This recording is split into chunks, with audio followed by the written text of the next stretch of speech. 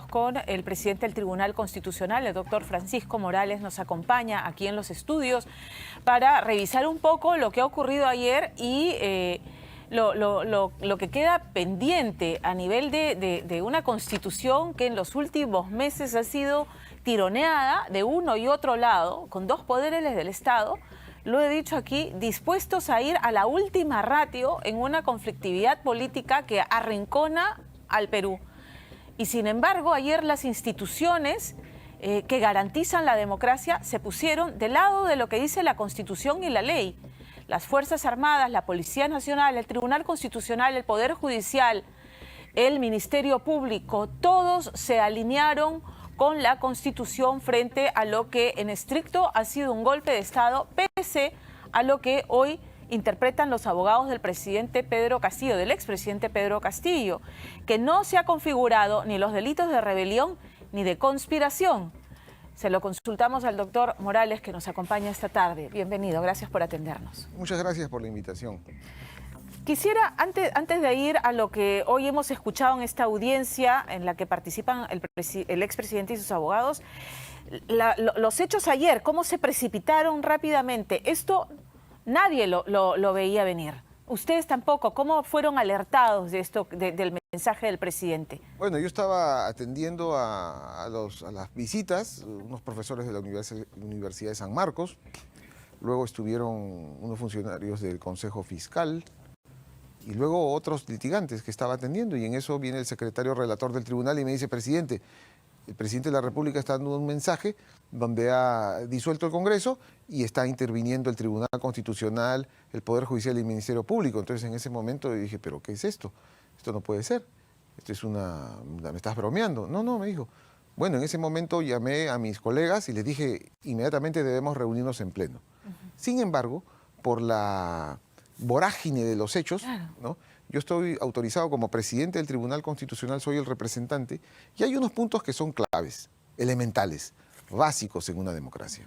Eso que se hizo ayer no se puede hacer, es imposible. Eso es un golpe puro y duro. Y eso lo dijimos. Se refiere al mensaje del presidente. Exactamente, o sea, eso requería actuar de inmediato. ¿Por qué? Porque hoy por hoy, han pasado más de 20 y tantos años desde la época en que tuvimos el último golpe de Estado. Correcto. Y hoy todo se hace a través de los medios de comunicación. O sea, los medios de comunicación han sido vitales, fundamentales para detener esto. O sea, el presidente de la República en cadena nacional dice que va a cerrar el Congreso, que va a intervenir las instituciones constitucionales. ¿Y cómo ha sido la respuesta? El vehículo de los medios de comunicación, todos los canales inmediatamente comunicándose. Claro. Y eso nos permitió a nosotros, al unísono, sin ni siquiera coordinar. O sea, no hubo conversaciones, porque la fiscal de la Nación lanzó un mensaje, la presidenta del Poder Judicial lo mismo, o sea, en simultáneo casi, uno tras otro iban... Porque todos debíamos reaccionar rápido. Ya. Recuerde, si era un golpe de Estado, cualquiera piensa que hay una intervención mayor, más grande, ¿no? Es decir, me estoy refiriendo al uso de la fuerza pública. Correcto, de las Fuerzas Armadas. O sea, no sabemos, recuerda usted la última vez, en el año 2019, cuando se disolvió el Congreso, la policía acordonó el Congreso. Correcto. Entonces nosotros no sabíamos en ese momento. Entonces inmediatamente hicimos algunas declaraciones, ¿no?, firmes y claras en relación a lo que es la Constitución básica. Es una cuestión que todos los alumnos deberían conocer desde el colegio. Buen punto. Correcto. Ok, entonces, frente a la incertidumbre de en qué lugar se colocarían las Fuerzas Armadas, porque siempre hay que recordar que el último golpe de Estado que hemos visto fue el de Alberto Fujimori, pero que contó con el apoyo de las Fuerzas Armadas y además con el apoyo de la ciudadanía, que aplaudió ese golpe de Estado, que en buena cuenta lo fue. Cerraron el Congreso de la República, intervinieron redacciones, sacaron los tanques a la calle. Eso en los siguientes minutos del mensaje de Pedro Castillo no se producía.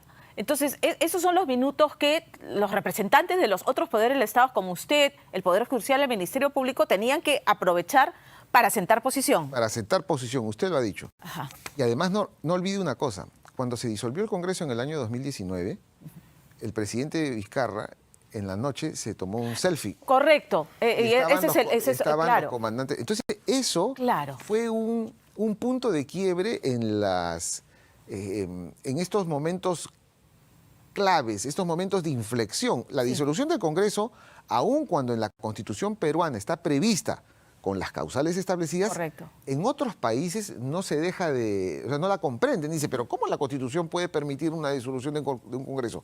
Además, en un régimen presidencial. Muy bien, ese punto es el que hizo que todos reaccionemos de inmediato. Y lo principal fue desobediencia a un gobierno usurpador, porque eso no se podía hacer, y las Fuerzas Armadas ya no deben tampoco obediencia a quien ha lesionado, mancillado y traicionado, ¿no?, la jefatura de las Fuerzas Armadas. Entonces ellos debían, al contrario, no intervenir o si intervienen para entregar el poder a el poder constitucional y civil, como lo dice la Constitución. correcto. Quizás el pronunciamiento casi en simultáneo de los otros poderes del Estado, pero principalmente del Tribunal Constitucional, también allanó el camino a este comunicado del Comando Conjunto, que fue el último en salir cuando ya se produjo la vacancia de Pedro Castillo en el Congreso, de ponerse del lado de la Constitución y de obedecer lo que señala la Constitución en buena cuenta, ¿no es cierto? Nosotros hicimos 3 declaraciones. Sí. La primera, el presidente se ha puesto al margen de la Constitución y ha dejado de ser presidente, ipso facto. En segundo lugar, existe un mecanismo procedimental de la Constitución para una sucesión. En ese momento, y el órgano habilitado para hacer ese proceso es el Congreso. En ese momento ellos estaban con el tema de la vacancia. Claro. Bueno, en ese momento el escenario cambia y ellos son el órgano competente, porque en ese momento se está produciendo un quiebre del ordenamiento jurídico constitucional.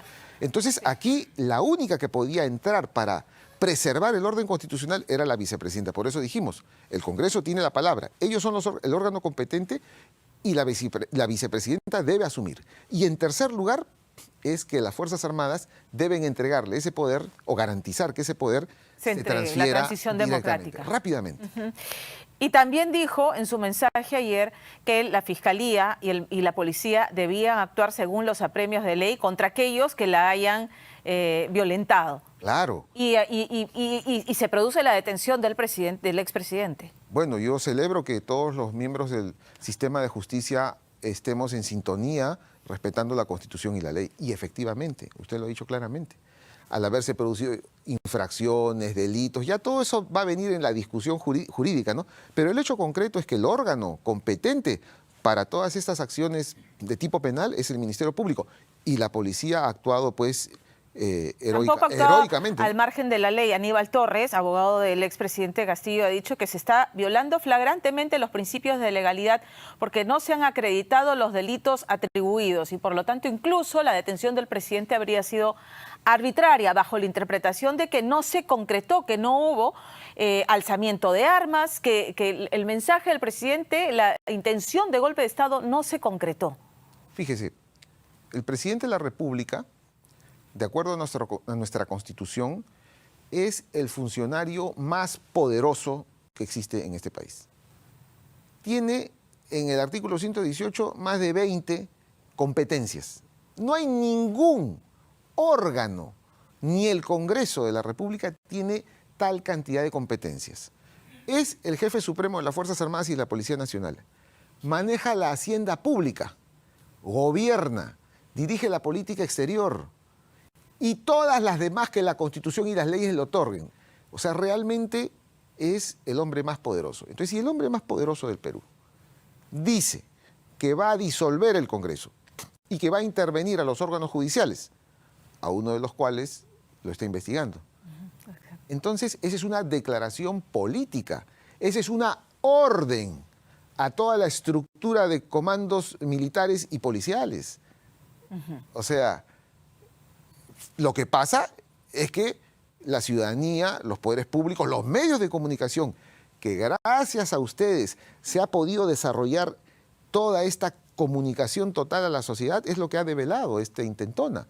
Porque, valgan verdades, todos hemos estado en unos minutos de incertidumbre y decir qué está pasando acá. El desconcierto fue total. O sea, de que debe haber una sanción. Por supuesto que tiene que haber una sanción. Ahora ya los órganos competentes serán los que lo vean, ¿no? Cuando dice que debe haber una sanción por los delitos de rebelión y conspiración, aun cuando no se hayan concretado en la práctica porque el Congreso sesionó y no hubo el toque de queda anunciado y las Fuerzas Armadas se pusieron del lado de la ley finalmente y permitieron la transición. los argumentos de defensa son válidos, son argumentos de defensa. Sí, claro. Ahora, el hecho concreto es que la Constitución establece, por un lado, infracciones constitucionales y por otro lado está el Código Penal. Claro. Entonces, celebro yo la rapidez del Ministerio Público, de la Fiscal de la Nación y del Poder Judicial, que el día de hoy en la mañana el juez instructor supremo ya está actuando. Claro. O se está garantizando el debido proceso e inmediatamente procederán como ellos deben actuar. Ahora, en el ámbito penal, no soy especialista y tampoco me compete pronunciarme porque seguramente ya se han presentado incluso algunos habeas corpus que tarde o temprano podrían llegar al tribunal. Y este proceso va a marchar paralelo a las investigaciones que ya quedan con el camino abierto para continuar, que son las investigaciones que lleva la fiscal Patricia Benavides por corrupción, en varios casos. Lo tienen detenido, ¿no?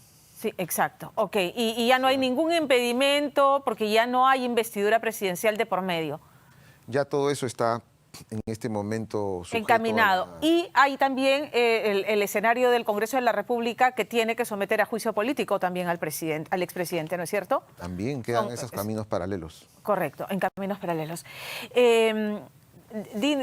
Yo quiero ir al tema de lo que está ocurriendo con la Constitución y las interpretaciones, porque este episodio, que no es el final, lamentablemente, en la crisis política, hay que remontarlo a la cuestión de confianza y la interpretación que hizo el Ejecutivo con esta acta del Consejo de Ministros que el Tribunal ha decidido frenar en su aplicación, ¿correcto? Decidimos frenar para evitar estas situaciones. Ya.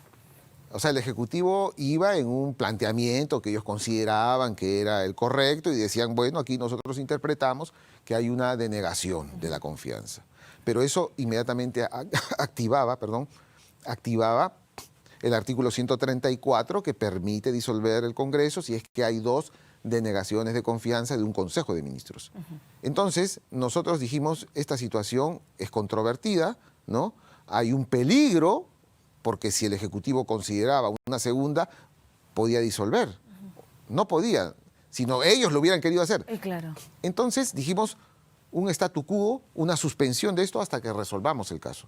O sea, esto nosotros previsoramente actuamos rápido y lo paralizamos. Bueno, ahora hemos terminado como hemos terminado, o como ha terminado este capítulo de este periodo, este quinquenio presidencial. Hay una sucesión, pero nosotros vamos a conocer ese caso. O sea, ese caso no va a terminar. Correcto. Ese caso continúa, ¿no? Y yo sé que sobre el tema de fondo no se puede pronunciar, pero hoy, a la fecha, porque sigue siendo el mismo gobierno, la señora Boluarte designará a su premier y formará un nuevo gabinete, pero aún así es como que no se hubiera producido ninguna denegación de confianza. Exacto. ¿Correcto? Por ejemplo, ese es el estado de las cosas. Ella va a tener que formar su gabinete, su Consejo de Ministros, y ellos tendrán que concurrir al Congreso a obtener una cuestión de confianza.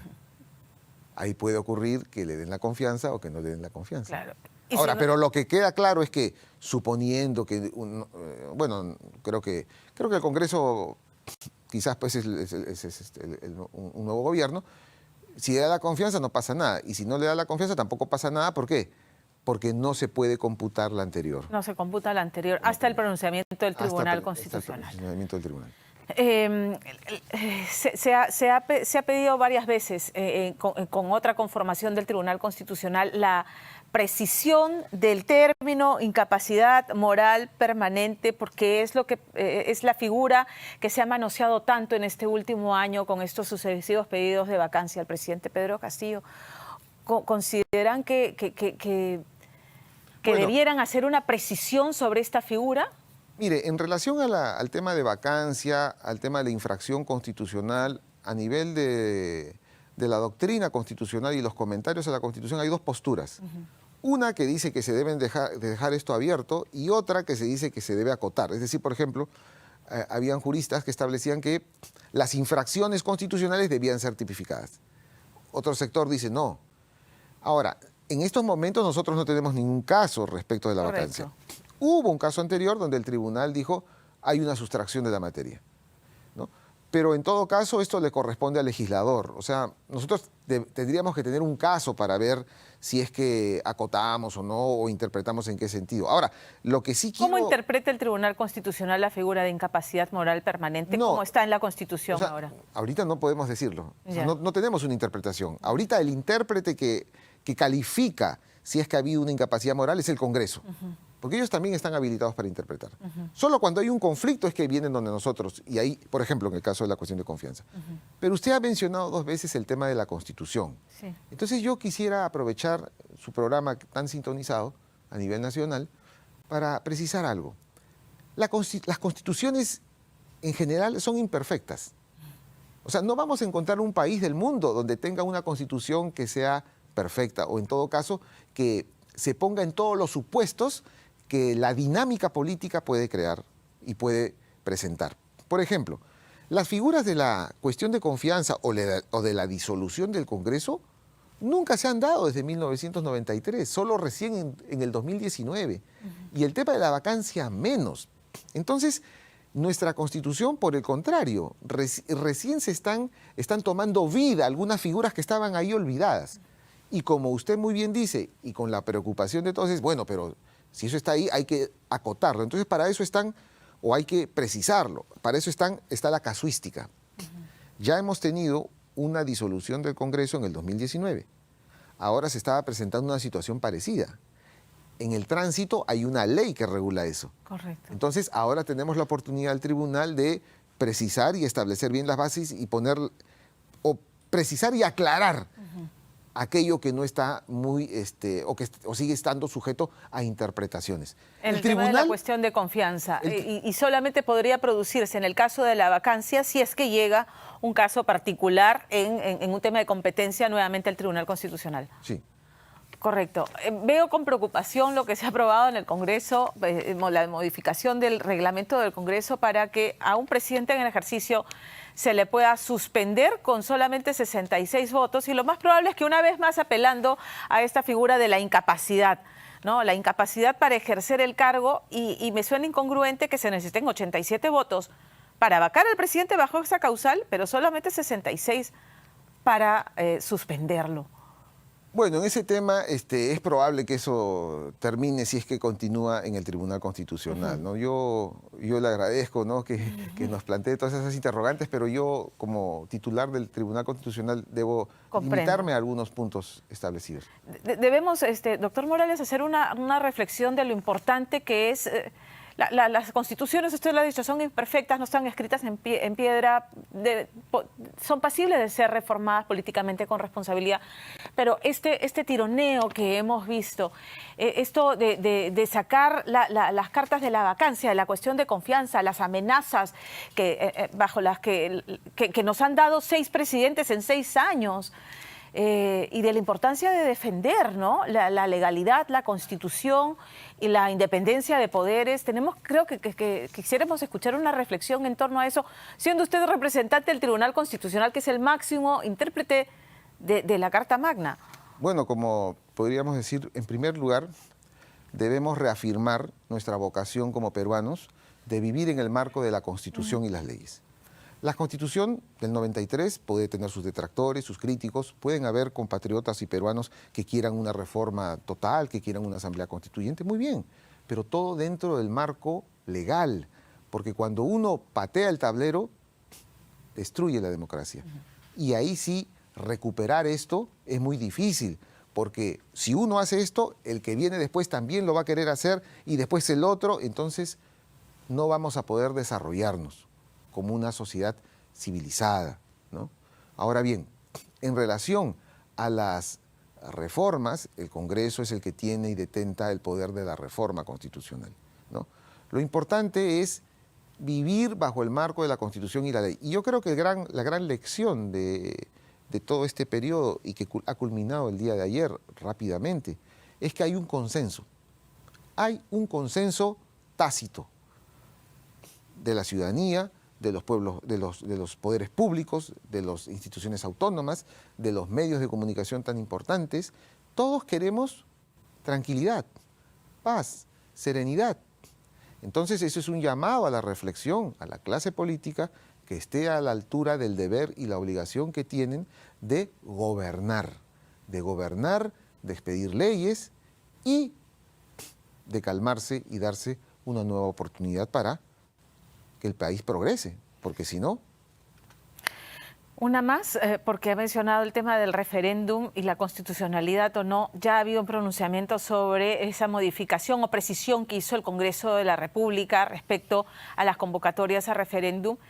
Y ahí nace la pretensión de esta cuestión de confianza, ¿no?, que ha quedado en suspenso en su interpretación. Se le está recortando a los peruanos, a los ciudadanos, la iniciativa de referéndum. La Constitución peruana establece el derecho al referéndum. El derecho al referéndum legal. Es decir, en el Perú hay un mecanismo de democracia participativa en el cual el pueblo participa para aprobar una ley. Por ejemplo, el único gran ejemplo que existe es el de la famosa ley del FONAVI, ¿no? Fue un grupo de fonavistas que presentaron un proyecto de ley, este fue denegado por el Congreso, llegaron al Tribunal Constitucional a través de amparos, un largo camino y finalmente se sometió a referéndum. Ese tipo de referéndum es el que existe en el Perú, legal. Muy bien, para el caso de la Constitución, de la reforma constitucional, en 1993 se estableció, hay dos mecanismos para reformar la Constitución. Uno que lo hace el Congreso en 2 legislaturas ordinarias y otro donde se requiere una votación más baja y eso se somete a referéndum. Entonces está el mecanismo del referéndum. Lo que pasa es que algunos utilizan este tema del referéndum como una bandera política. Entonces ahí vienen los conflictos, ¿no? Entonces, de consultar directamente, eso no está previsto en el sistema legal peruano por ahora, ¿no? Cualquier iniciativa ciudadana de modificación de la Constitución necesariamente tiene que pasar por el Congreso de la República. Claro, eso sí se mantiene la iniciativa, pero ese es el mecanismo que tenemos. Siempre por el Congreso. Sí, pero lo importante, lo que debemos entender es que debemos llegar a acuerdos. La historia del Perú es una historia de mucha confrontación. Si uno revisa la historia del Perú, las sazonadas, los golpes de Estado, incluso la barbarie terrorista es una muestra, un ejemplo de que a veces no somos capaces de procesar las contradicciones y de ponernos de acuerdo. O sea, es una destrucción, es una lucha encarnizada que al final termina destruyéndonos a todos. Le agradezco mucho, doctor Morales, habernos recibido esta tarde y estar aquí en los estudios. Bueno, muchas gracias a ustedes. Gracias. Buenas tardes. Nosotros hacemos una pausa y regresamos.